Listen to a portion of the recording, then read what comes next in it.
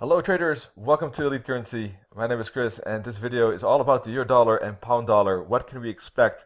Both pairs have been pushing up quite a bit, but can they make a continuation? Let's take a look at the charts. Let's start with the euro dollar 4-hour chart, and the trend has been up this week. You can see this week started off right about here and price was around 122.50 and has managed to almost reach 124. So a good gain this week. The euro dollar looking very bullish indeed, and I think that trend might continue. There is a little bit of a weakening of the trend on both the euro dollar and pound dollar. Both the uptrends are kind of losing steam a little bit, and you can see it by just simply comparing resistance trend lines here, right? You can see, look at that angle. Here we had a good 45-degree, here it's shallower. Also, price did break below this support trend line. Now, that does not have to mean that the uptrend is over. We could get a continuation. Why? Because price is basically moving sideways like this, as you can see. So from that point of view, we had actually a good momentum to the upside. Let me use a drawing tool here, up, sideways. So it could make one more higher high. That would probably create divergence, and I wouldn't be surprised if on Friday we see some kind of profit taking and a retracement, for instance. So that wouldn't surprise me. Let's take away these trend lines. I know it's a little bit busy otherwise. All right.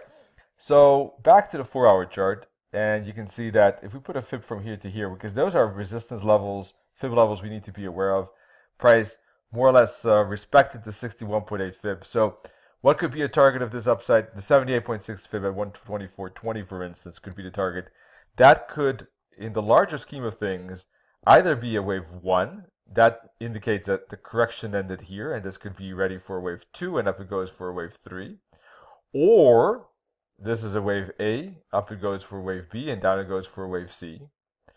Or this is a totally bearish reversal, and basically we're in, this could start a downtrend, and the 78.6 could be that starting spot. So I don't think that latter one is the most likely.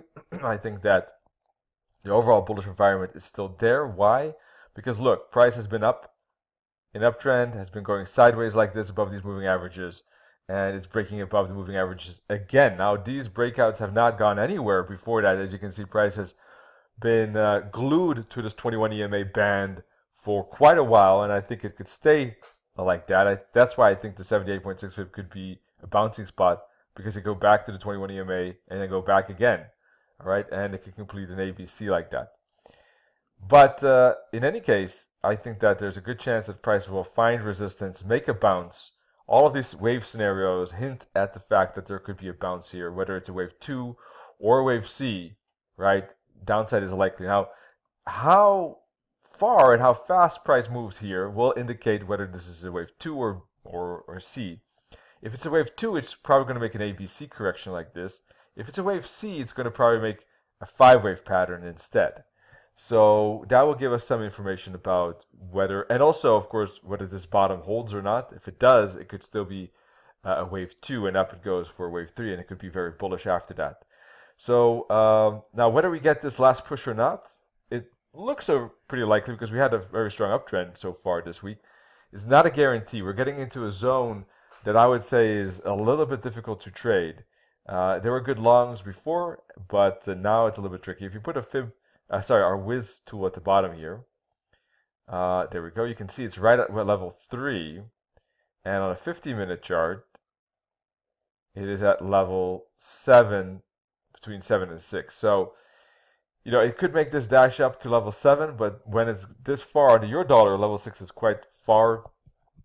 These breakouts are becoming trickier. So this is not something that we'll be trading ourselves at this moment. We think it's too extended and not worth the risk. It could move up another 50 pips, but we're not going to chase that. In fact, if it does break, counter trend like this, if it breaks through this support, there could actually be maybe some retracement already starting right now. For the moment, that does not look like that likely at this point. But pound dollar, same thing. It looks overextended too. It looks like basically that the trend is up. Obviously, this week, we had good uptrend. The pound dollar started this week somewhere around 140.80, went up to 142. Same thing, made a 150 pip gain there. But if you look at the overall context, we're reaching quite a resistance zone. First of all, we had this top, then we had this top here, and price is approaching that again. So we had a good bounce as we expected. Price that will bounce here for one more wave 5. But whether this wave 5 will actually make a higher high or will it be truncated is a good question because of this big resistance zone. I would not be surprised to see a truncated wave 5 here. Wave 1, 2, 3, 4, 5. And there could be a truncated wave 5 of the truncated wave 5, in fact. Maybe. You know, so this push up, I think, is running out of steam.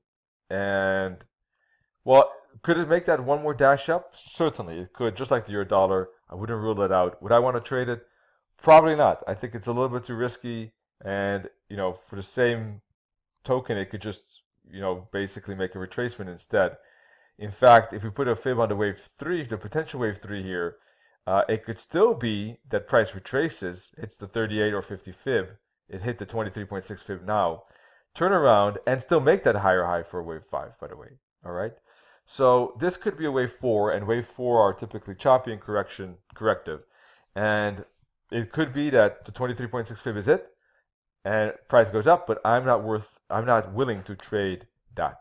All right. I rather wait. I rather see if price makes a retracement. If it does and bounces here, I think then that could make it interesting to trade to the upside.